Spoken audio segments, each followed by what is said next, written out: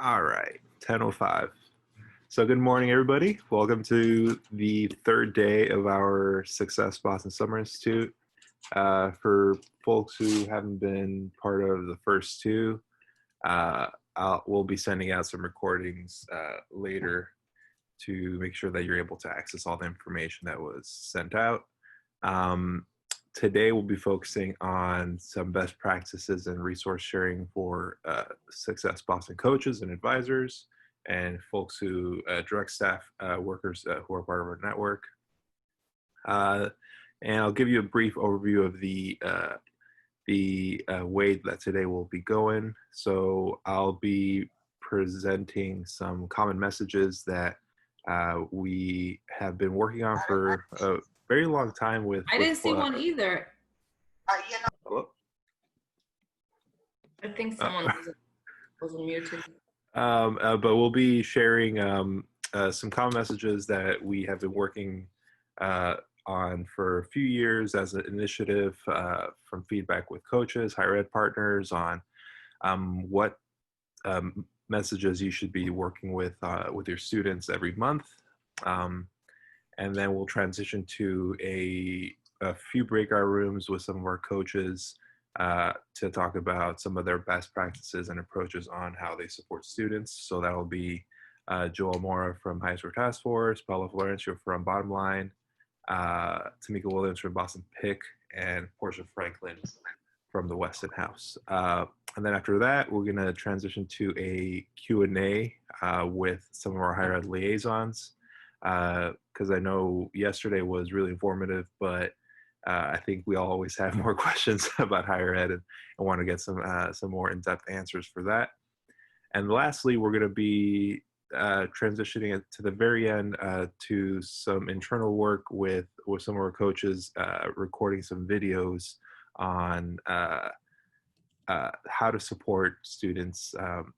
And it'll be very, very basic answering of questions such as like how do I log on to my student aid report on the FAFSA. So we're going to try to do some very basic, quick 1 to 2 minute video answers for some questions that could help our students and some more students with some of their issues that are going to be arising this fall and next spring to alleviate burden on coaches, but also on the students themselves. So I think that is what I got so far. And if people have questions, make sure to put them on the chat. Oh, and don't forget to introduce yourself on the chat, who you are, what organization you work with. It's always good to see the different people who are part of this.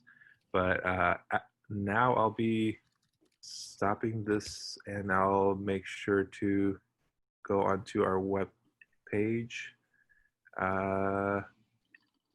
So the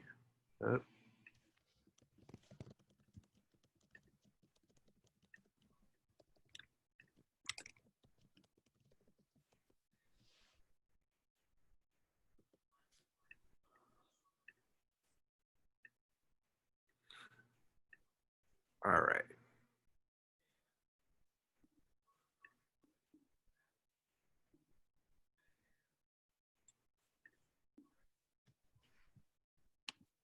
So I'll be sending out this link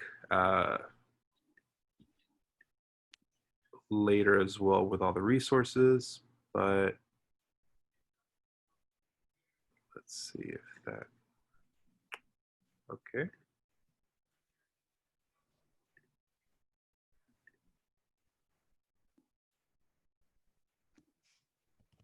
Can people see that? Awesome. All right. So, all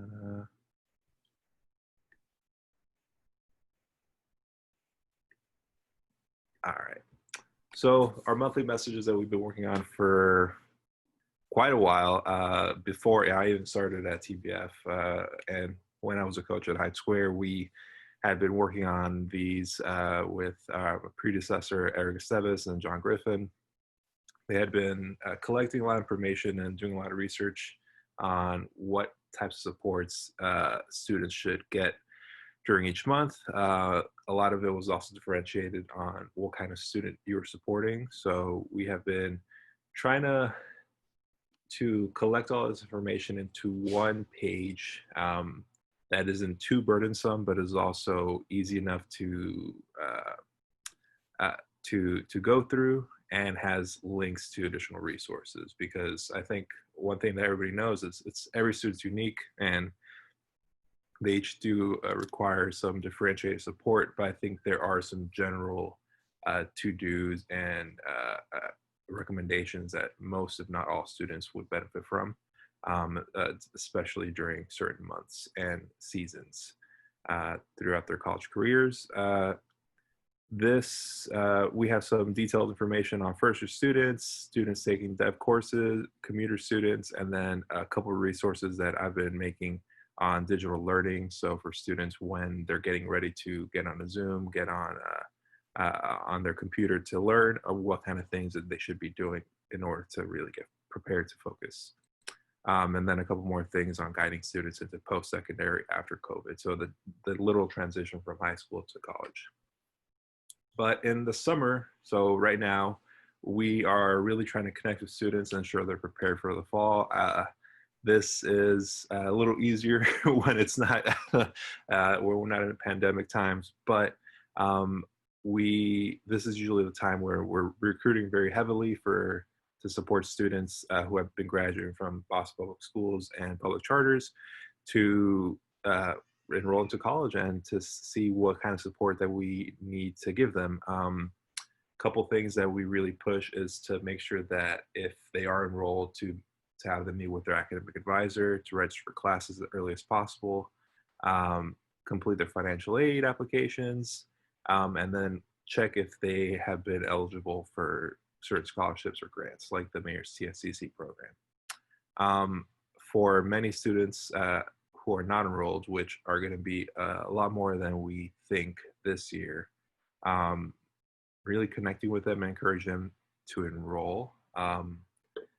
Some of the research that I link up top has been showing that a lot of students are hesitant to enroll this fall, but to really encourage them to do so, because the benefits really outweigh the costs, and try to push them into some alternative pathways at the very least, but ensure that all two-year institutions offer early admissions, and good programs like RCC, Bunker Hill, Benjamin Franklin, and other community colleges around the state are still accepting students and are affordable and offer really great options. So there's links to some public universities and colleges there.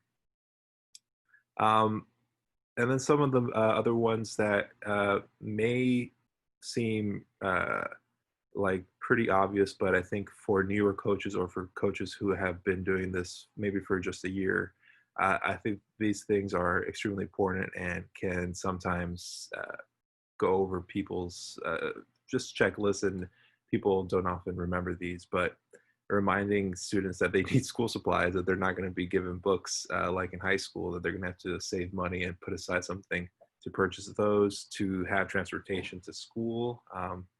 This was more applicable when people were going to school, but even so, we will have some students who will be going on campus, like some of our higher ed partners said yesterday, especially if they're in the STEM or nursing programs where they'll be asked to be in class and in labs. Reminding students about waiving health insurance costs, so making sure that they have a health insurance plan themselves, but waiving the college one, because that'll just increase their bill. The individualized education plan, if your student had a IEP during high school, making sure that they meet with a disability office on campus. Every college will have one, and if a student needs some support to access resources, they will be the best place to do that, especially if it has to do with focusing in class, needing someone to take notes for them, or any other impairments that may cause them to not succeed, especially in this virtual world. The disability office has been working and nonstop during the summer, and they've been trying to work to make sure that students are able to succeed at home. So make sure to reach out to those offices.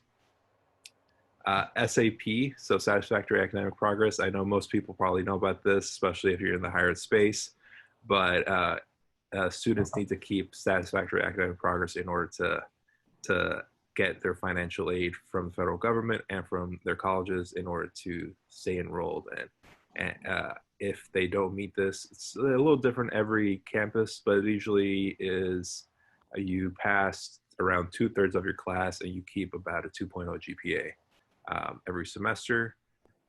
If you don't do this for one semester, you are usually put on, again, every institution has a different term, but some sort of, not a suspension, but you are put on a sort of, forget the exact term, but they will let you know that you only have one more chance essentially to get your grades back up before you are suspended for a year and then have to take time off. So making sure that students are aware that they really do need to keep their grades up in order to advance in their college careers. And then lastly, the tuition and fees. I think this is probably the biggest topic that a lot of our students are going to be talking to us about this upcoming fall. Just budgets and how much money their families and they have available to spend on college.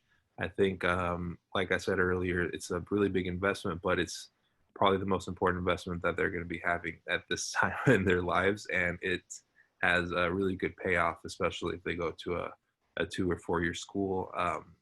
So USpire, one of our partners in the financial aid space, has been creating some resources on how to budget for classes and has some Excel documents that people can really fill out and compare different colleges and financial aid bills. And then also link Hanover Institute's best practices in online learning for at-risk students. So this was helpfully sent over to us by Mike Dennehy from BU, who presented yesterday. And you can always click on that to get some more supports and ideas on how to support these students who you think might be falling by the wayside and how to help them out. One of the things that I would push on this is that they say that intrusive coaching and advising is extremely helpful for these students. So making sure that you will reach out to them, even if they're not responding every time, that they know someone is out there looking for them and on behind them is extremely, extremely important for them to stay on track.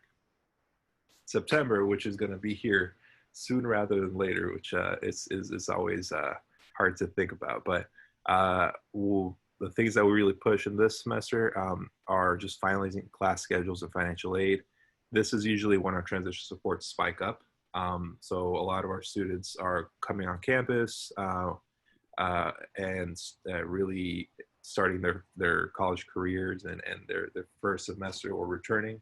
And this is when coaches are usually the most accessed by the students, and they are doing a lot of work by helping them finalize class schedules, adding or dropping courses, making sure that they have their financial aid all set up. So it's a lot of last minute fixes, but in order to prevent some of those things, making sure that students are aware of where you're going to be coaching and when. So I know that in a virtual world, it's going to be very different, but making virtual office hours for students to sign up for is always useful. I know Calendly is a really good resource for that as well. So making sure to look at those. For newer coaches who don't know about how to access resources, making sure that you familiarize yourself with some of these on campus or with another coach or advisor to help with this. I know some of our coaches will be more than helpful to help out with this, but making sure that you talk with some of our partners to get connected with everything that each campus is providing to students is extremely important. Connecting with an academic advisor to make sure that they're meeting their course requirements for that first term. For some students, that may require taking a developmental course. For others, they are starting from with just general ed, but depending on their major and if they have already chosen a major, it's going to vary. But usually it entails intro English, intro math, and a foreign language. Again, this varies, but those are usually some of the very basic ones. Uh, Something that we definitely just added after yesterday's great presentation from higher ed, reminding students that attendance is still required even in virtual and hybrid courses. So just because you're at home doesn't mean you can just be like, oh, I'll just watch that class later. Really attending and being there while the professor and teacher is giving the course and interacting with your classmates in chat, is extremely important. It's beneficial to the students. So I think making sure that that is something that you do is really important. And then again, add drop deadlines are coming up, so making sure that students are able to modify their schedule without a financial or academic impact. It's the last chance they can do that. After this, then they will have to withdraw or do something else.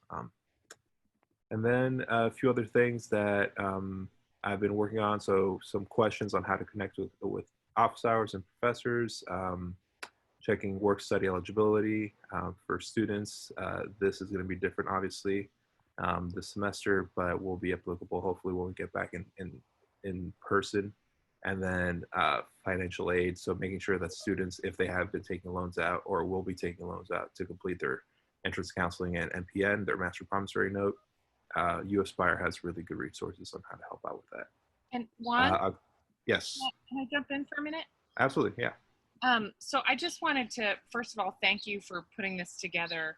We hope this is a resource that new and veteran coaches will rely on, because I think the point you made about, well, every student is different. After 10 years of doing this, we see that there are themes that come up that new coaches can be on the lookout for, and veteran coaches might already know to expect, but in this new world of online, they might look different. And so we took all of the feedback that you've been giving us over the years and combined them with the monthly messages from the higher ed liaisons, and paired that with the apt evaluation of what we're learning. And we tried to create this summary that some of you have seen before of what the monthly messages are. But just to underline a couple of things, one is this is part of why that article from Mike Dennehy about intrusive advising is part of why we ask that at a minimum you're in touch with your students twice a month. APT has told us that frequency really matters, and I think now especially students need their coaches more than ever, as we're all navigating a world that we're uncertain about. So I think that being in regular touch at a minimum twice a month will be critically important as we go into this admittedly strange new semester.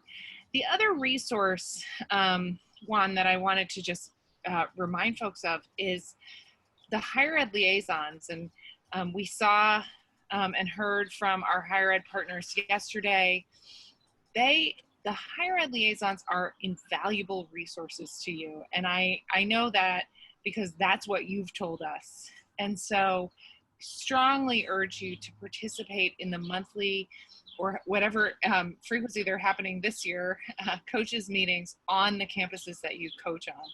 That's where up-to-date information will be shared. That's where some of these questions that Juan is referencing about, if you're a new coach, how do you find out some of the answers? That's where you'll find them out. We do have a follow-up document that we'll send that the colleges put together around what their expectations are for coaches on their campuses.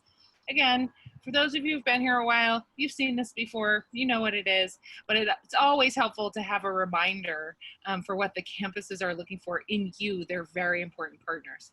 So Juan, I'm sorry to jump in, but there's so much here that I wanted to just make sure we didn't lose those key elements, even as we try to create this centralized place of what are the common challenges that students will be facing and what should coaches be on the lookout for.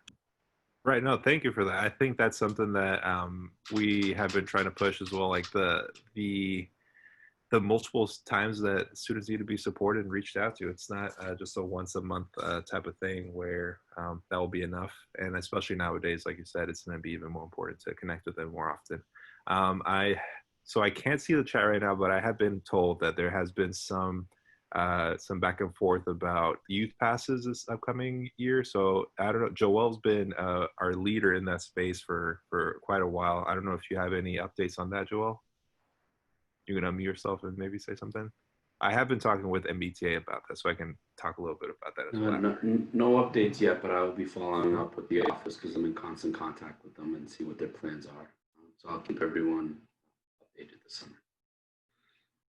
And Juan, to respond to one more question in the chat, we will share the link to this monthly messaging document after the. Absolutely, yep. There's a bunch of links that I'll be sending out later, so do not worry. There's gonna be this. And there's also been a few other documents I've been trying to centralize information on. So like plans for fall 2020 for the biggest college, well, not the biggest colleges, but the colleges where our students most likely attend. So that I've been updating that every so often as news comes out, what those institutions will be doing. But in my last conversations with the MBTA, they have been saying that they will be continuing to work on the youth pass, and that the current youth pass, it will be expiring on November 1st, and the renewal process begins around mid-late September. So they're going to be, each student or card holder is what they call them, will be notified around that time to renew the process. So just make sure to have students around this time, around September, to keep an eye out for that. And I know I have not been taking questions, but if people do have questions, I'll stop after every month, I guess, and open it up to the audience if people have anything that they want to ask.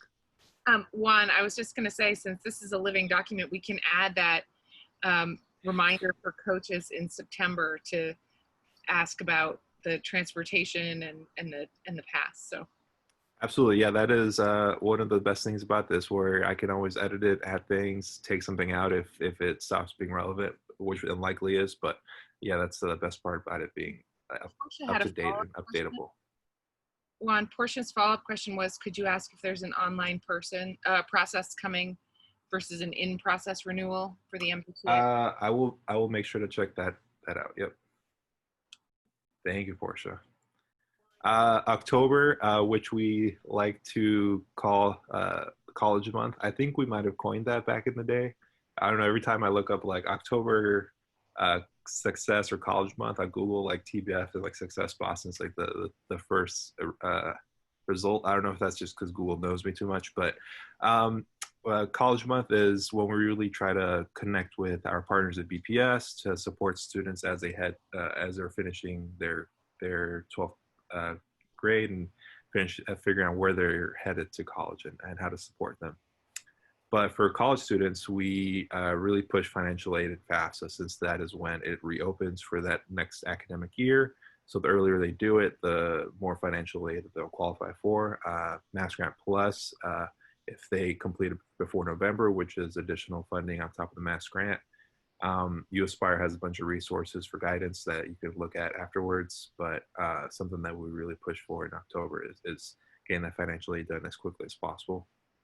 And then something else that I think newer coaches would be good to guide their students on is directing your students to schedule a meeting with their academic advisor to talk about midterms, how to prepare for them, and also their degree audit to see if they're on track for graduation.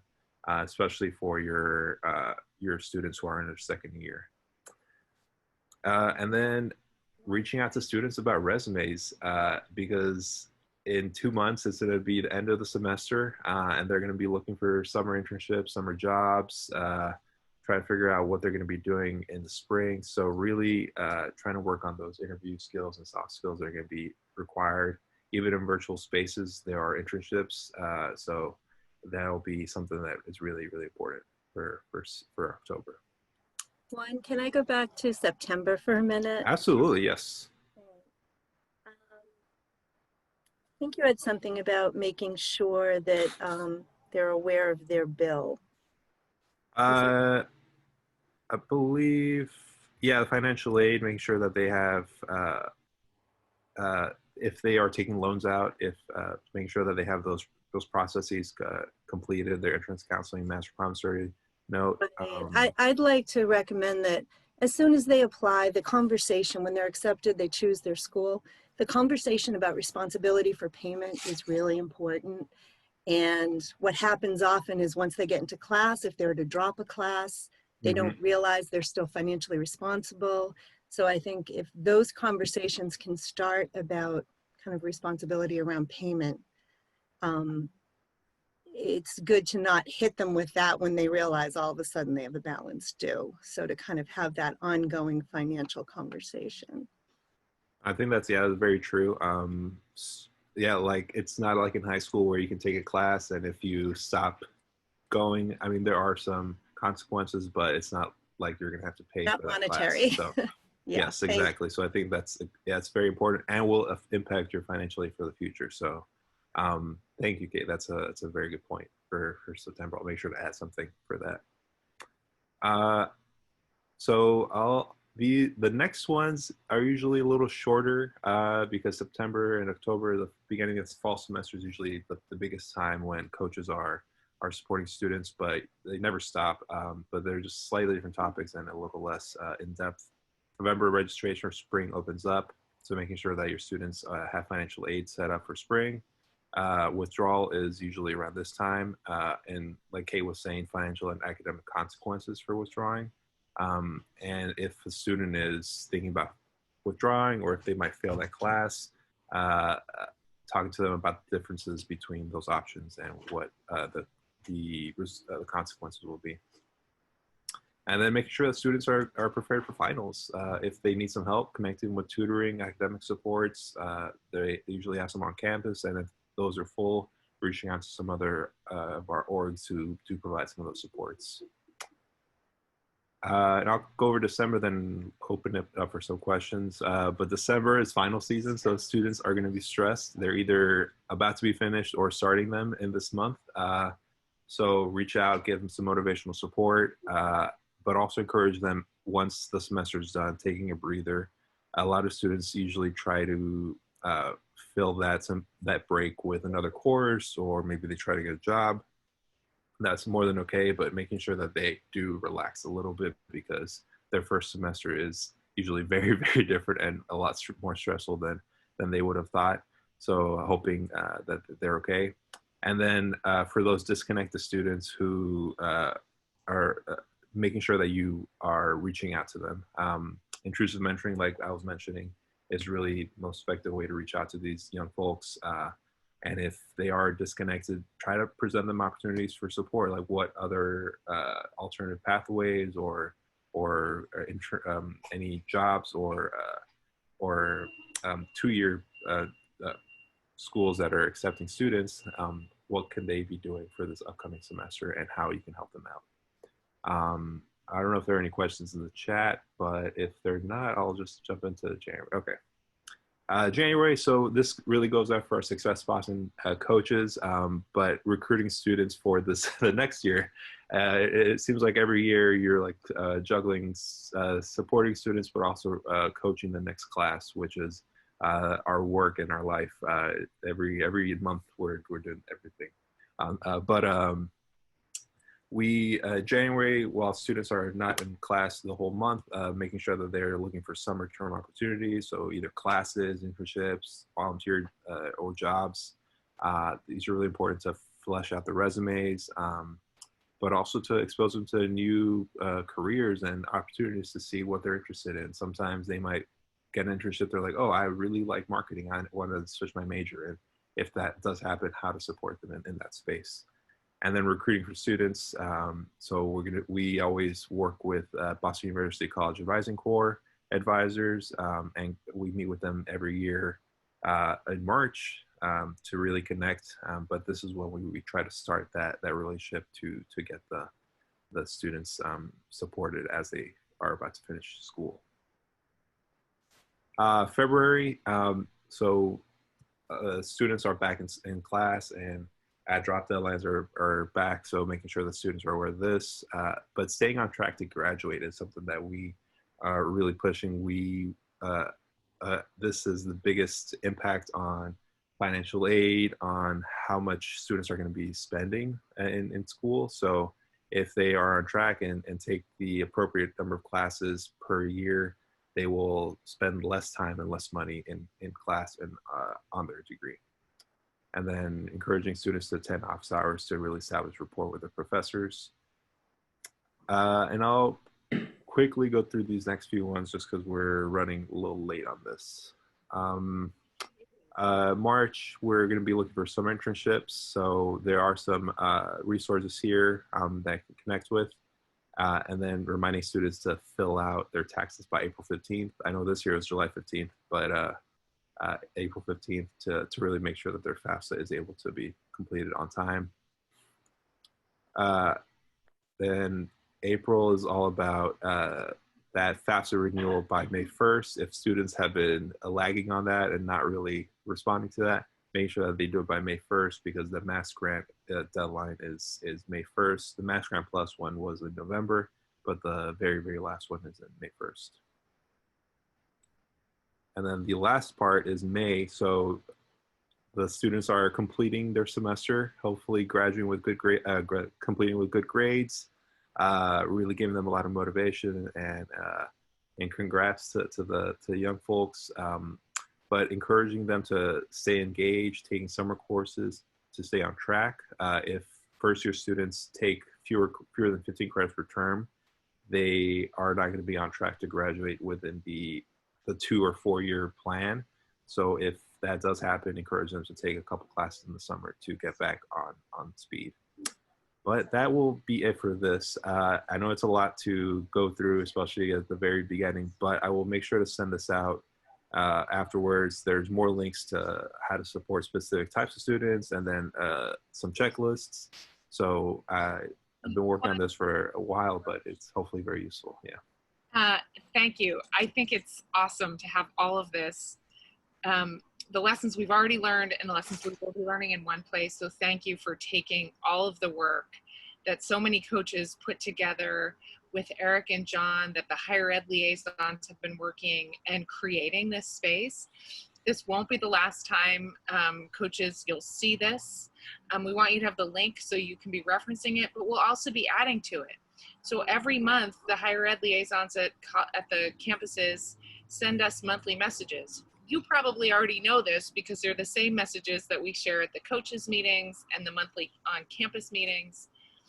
But we'll take those, we'll add them as we can to this, and also in ongoing conversations with all of you.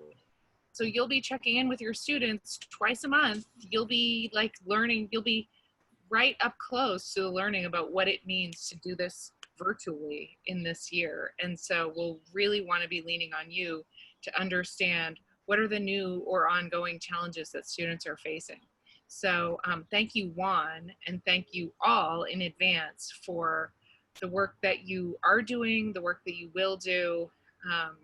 It's making a huge difference to students, and I really do believe in my soul that as we switch to online, it will be more important what you do, more important than ever. So thank you. Thank you.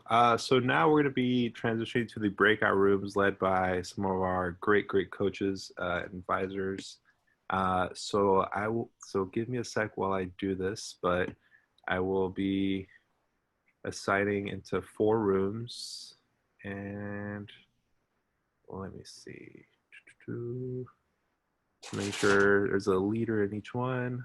So Paola will be first.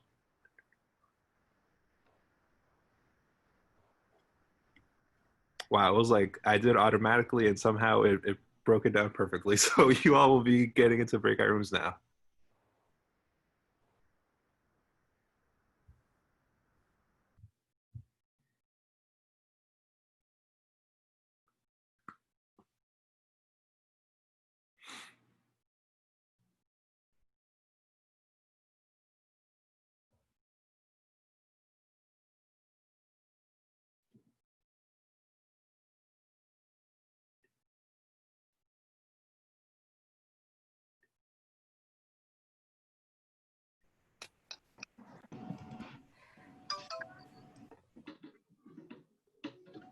That 30, 60-second countdown is always a scary thing. I know. Yeah, I know. That's why I did the 1 minute, and then like 30 seconds after that, I did the actual countdown. So I was trying to give you all some more time, but I think that's sort of just the beginning of sharing those conversations and best practices with everyone, and hopefully this leads to more connections and more ways to talk with some of your colleagues. And you know, this is a network, so anytime people need help or trying to figure out something, it's not only up to you to look for that information, but relying on this network of so many people who have so much experience to really help you out through that. But thank you all. And the So only now, thing for me, Juan, was in what's the up? 10 years of doing this coaching, I still never figured out how to grow my hair.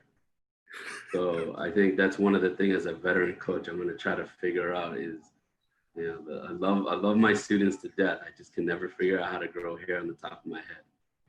But I love the work that I do, and I appreciate coaching all my students. Next a lot, and entering my 11th year. I mean, the quarantine is probably the best time to do that. So, but next up, well, before we before we jump into the Q&A with our higher ed folks, I think we have most of them here. So we have Colleen from Bunker. Trying to look for other folks, maybe not. And but did anything resonate with you all during these conversations? Did something come up that like really hit home, or something that you didn't know about? I would have to say that it has to be how similar we do things. I feel like Joel and I and Chris and our and some of our other team members, they were like, we do very, very similar things, like keeping track of our students, utilizing Excel, utilizing our resources on campus staff. I think that's huge. So I would just have to say that it just feels good to know that, you know, you're doing it right. So I would say that was like one of the things that I took away. Every time Joel says something, I was like, I felt like my head was gonna fall off.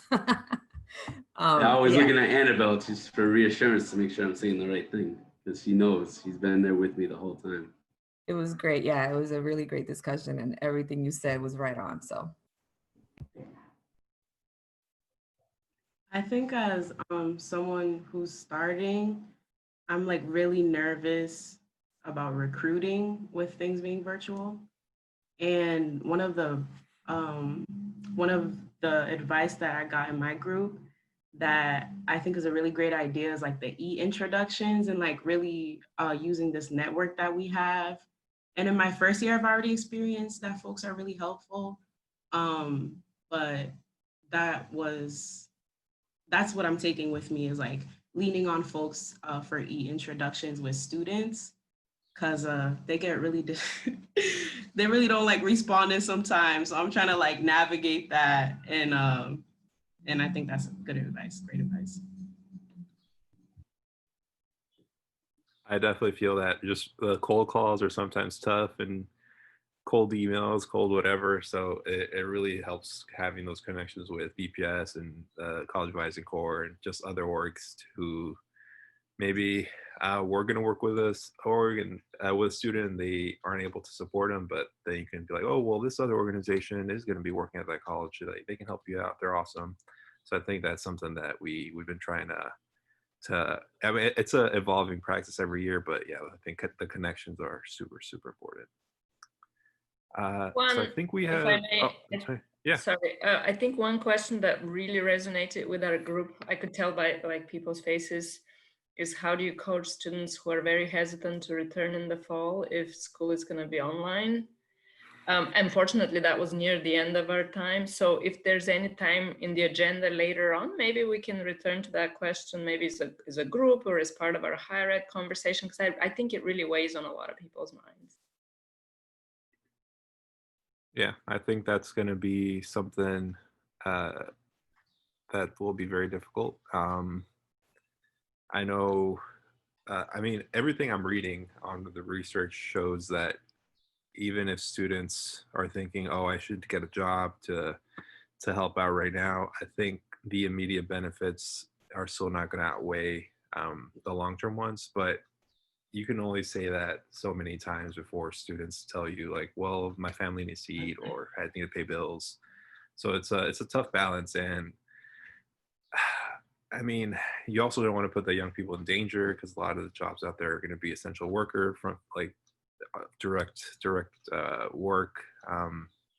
So I think that's something that we're still going to be evolving, and hopefully maybe doing something where they can do this fall virtually, and maybe it'll be an easy transition, since they already were doing a lot of virtual work at high school. But again, it's a brave new world. But I think we can transition a little bit to some of our higher ed partners. I know I see Jackie, and I see from Benjamin Franklin.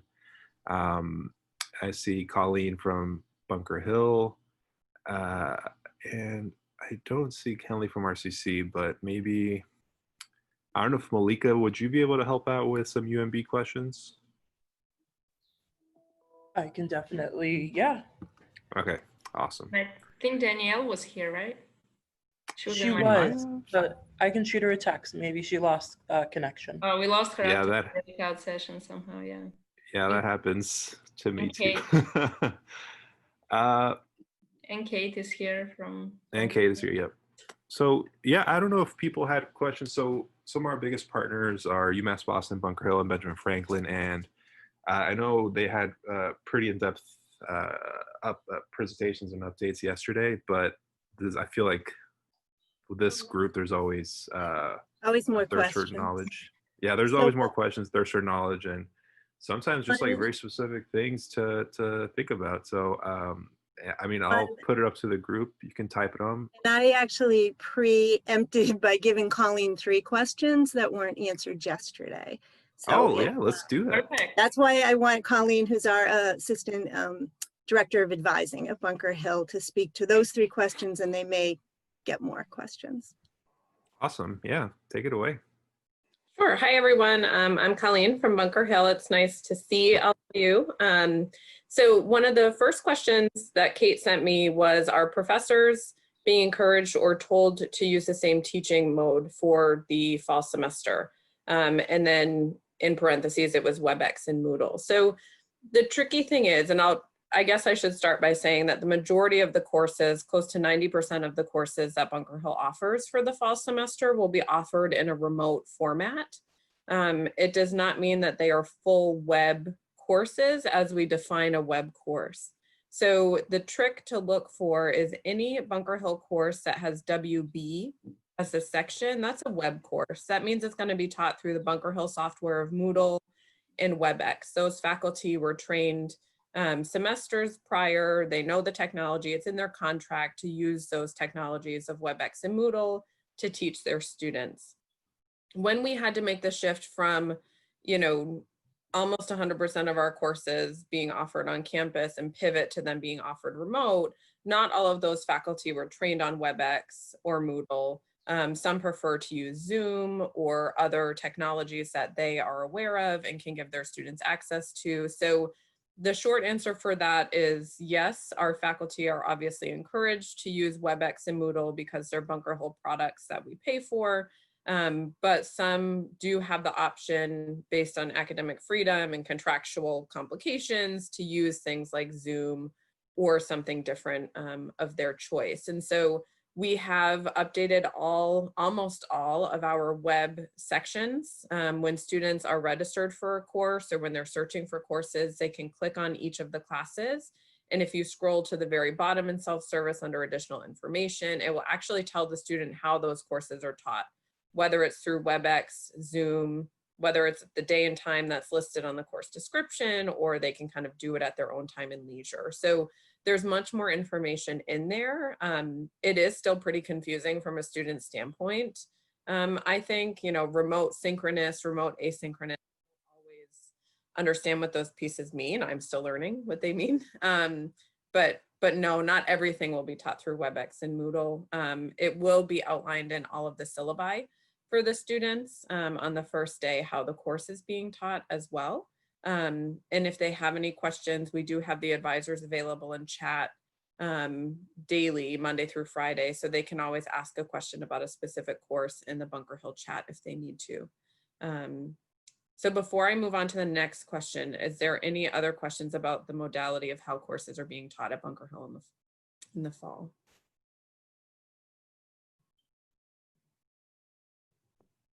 Okay, so seeing none, I will go on to the next question, which was, is Bunker Hill using a texting platform or a texting bot?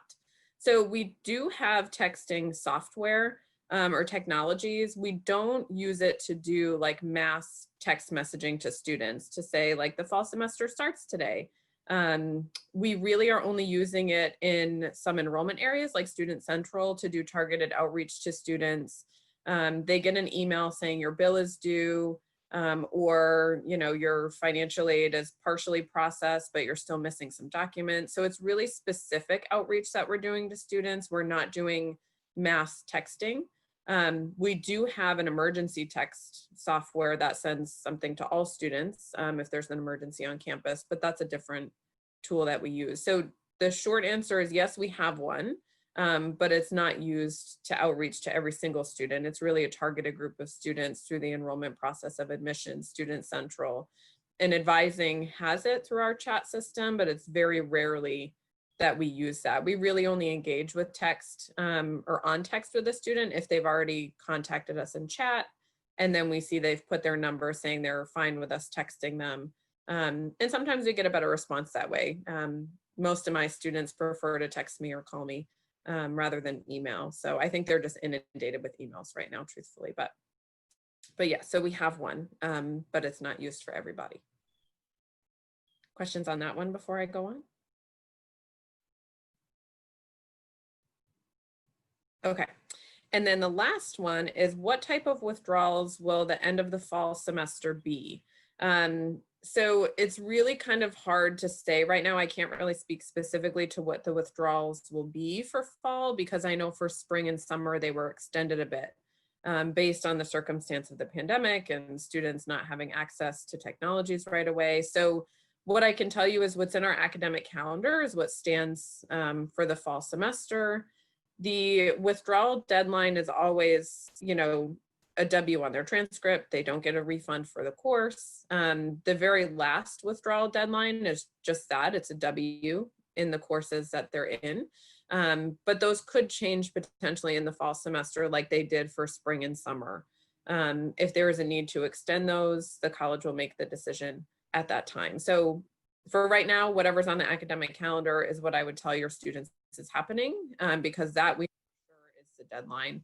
Beyond that, in terms of an extension, that is to be determined. But if that happens, they will be notified and the academic calendar will be updated. Any questions on that piece?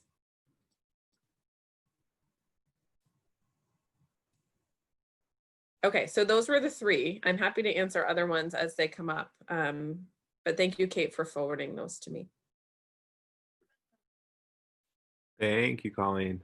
And I know we have Jackie from Benjamin Franklin, and then Malika from UMass Boston. So did any other folks have questions about those specific campuses and how things are starting up there? The floor is open, or you can text it or chat if you feel more comfortable doing that. But I know people here aren't the shyest.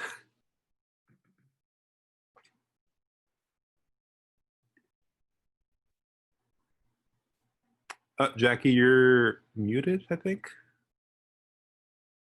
Now? Okay, we can hear you. Okay. All I want to say is, I don't know if anyone can see Jonathan Noel on the screen, but someone in his house is putting us all to shame because she's working really hard back there.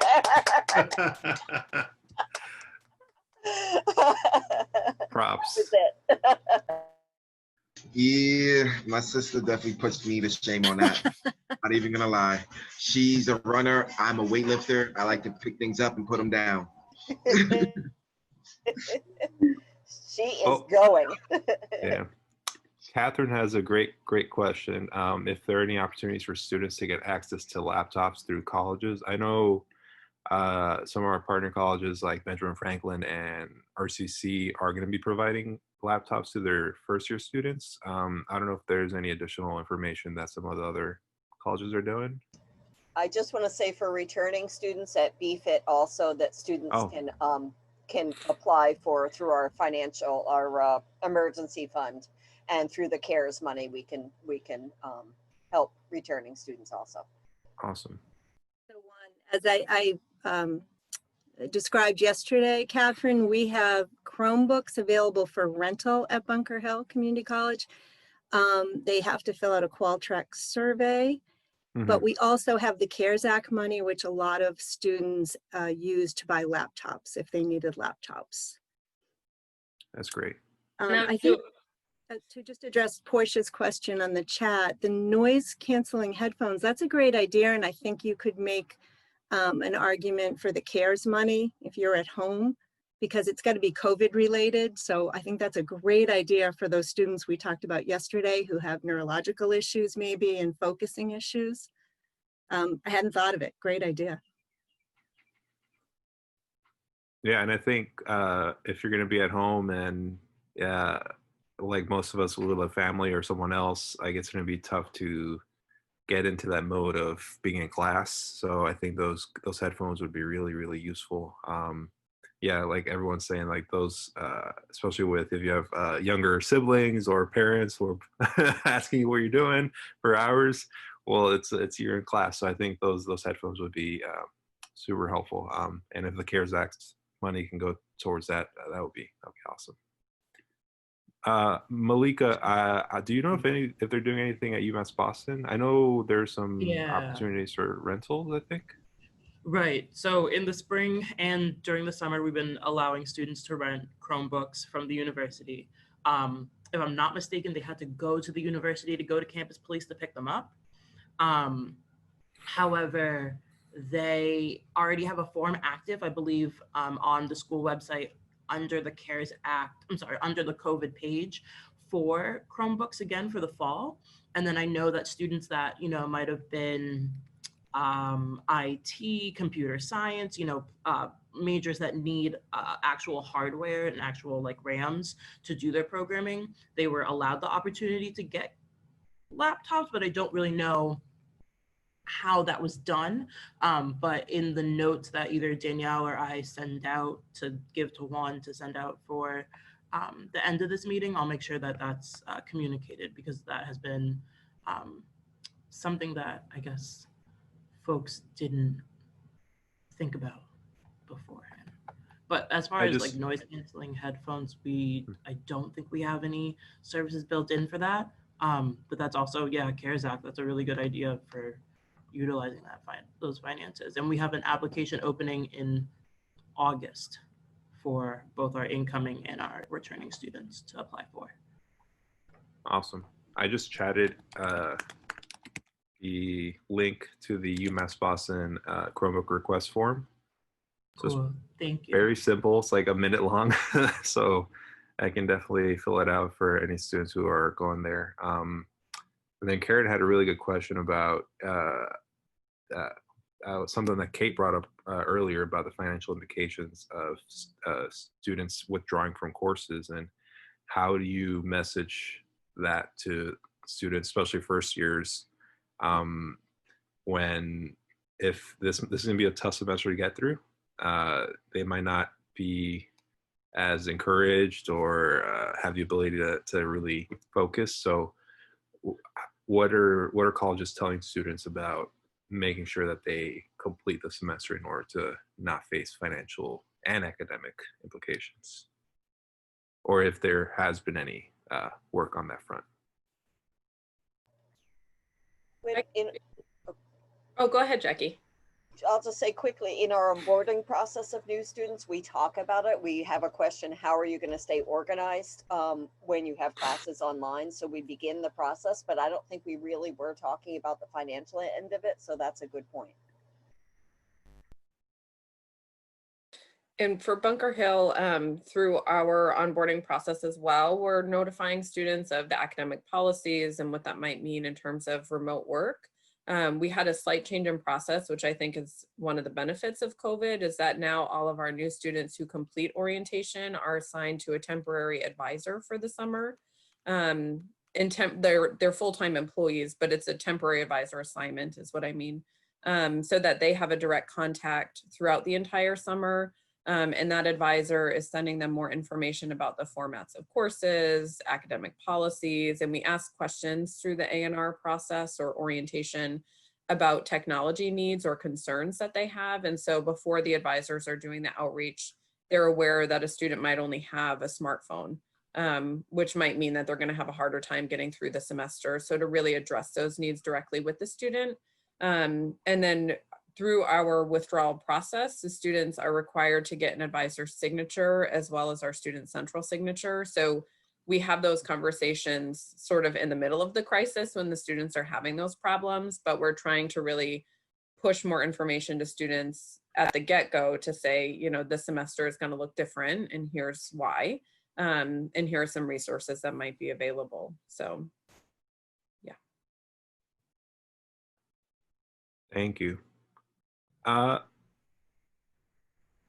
think that is it for the questions, but the very last thing for this session was going to be asking our Success Boston coaches, which I'll be sending out I'll put it in the chat, but a link to some common questions from students that I had been getting from our Student Leadership Council that students would have during their first or even first year or even after that, like common questions that everyone really has. So like how do I prep for placement tests, or how do I pay my loans? What website do I literally log on to? So some questions that we wanted to build a database for that. I think Jonathan, Noel, I think Joel as well, that people had been bringing this up in previous meetings of how do we centralize these answers and these resources for students, where if we're not able to help them out at a certain moment, like at 9 p.m. on a Friday, the student can still access that information if they need it at that time. So something I'm going to be asking our Success Boston coaches is to, I'll be linking it here. Let me see if it works. So what I would like is everyone to, the coaches at least, to go onto that doc and put your name next to one of the questions that you'll be answering in a video. So like a 1 to 2 minute video. And then I'll be uploading it into, I'll be creating a YouTube channel with all these answers and eventually putting them onto our Success Boston website as well. And if you do have questions. Oh, sorry. Yeah, and I'll be creating some answers essentially, as well as some guidance, because we all want to be on the same page with these things. So I know sometimes they're different, but we want everybody to be on the same page with these recommendations to the young people. I was just going to ask if we had time to talk about what the answer is. Yeah, I think it's tough for everybody. And, you know, maybe future coaches meetings, just to compare notes about how the different coaches would advise on these common situations. Again, it could be a coaches meeting in the future if that's not what today's agenda has in store, but it might be time well spent.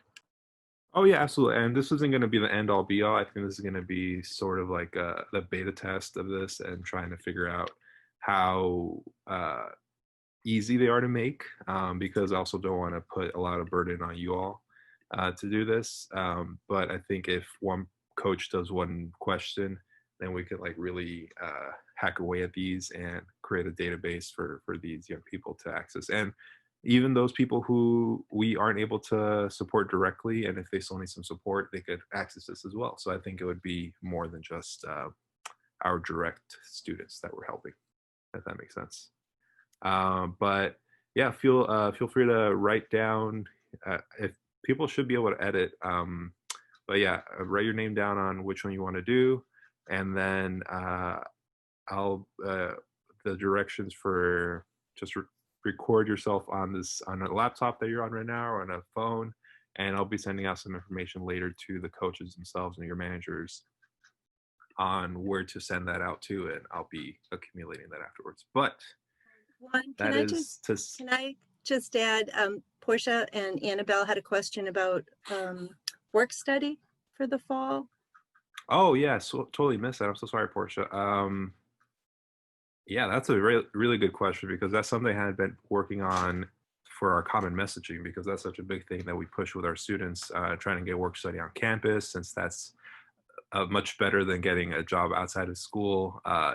They're more amenable to you taking some time off and studying for classes. So what do people know on that? Colleen might know about we have student workers. I don't know what the status is, but we do have our learn and earn internships and our career. Stephanie, who some of you know, Bukowski, at our career internship. Email them if your student's looking for something, but Colleen probably knows about the work study. Yeah, so as of right now, I haven't heard that work study is not happening for fall. It's still a go. Kate, just as a side note, we should confirm with Jill to make sure she hasn't heard anything differently. We'll let the student, Yeah, but for offices like mine that hire work study students, I am planning to still have work study students. They're just going to be working virtually.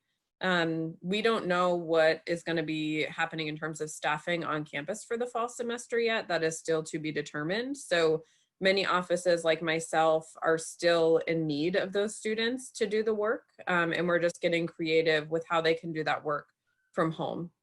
So I can speak for myself in advising and say, yes, I will definitely be having work study students for the fall semester. Because the other thing to keep in mind too is that many of the non-work study budgets have been drastically reduced or cut. So that means that a lot of students I could hire, from a student employee budget before, I don't have that budget anymore. And so because of enrollment and the pandemic and the financial crisis, it's left a lot of colleges in. I anticipate that's sort of the same across the board. So I am relying on work study to still be a thing in the fall. So I hope it is. Because I need those work study students to be able to help us give that student perspective and help us with the jobs we need. So we will double check to make sure we haven't heard anything differently. But yeah, remote work study will be a thing for me in my office in the fall semester.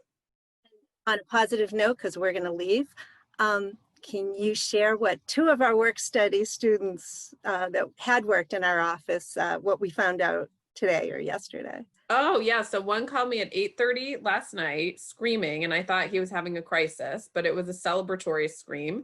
He got accepted into Columbia, which is a huge deal. So that was super exciting. And then another student got accepted into Emerson and got $34,000 of scholarship funding. So he called very happy. Good thing, and if it was legit, and we realized it was legit. And so that was a really exciting thing. So yeah, I mean, we value our work studies not only as help in the office, but as students and as humans and as individuals. So we hope that that can continue for sure. Thank you. That is amazing. That is so awesome. It's always good to get those calls when you're expecting the worst. And it ends up being I was like, why amazing. is he calling me at 8:30?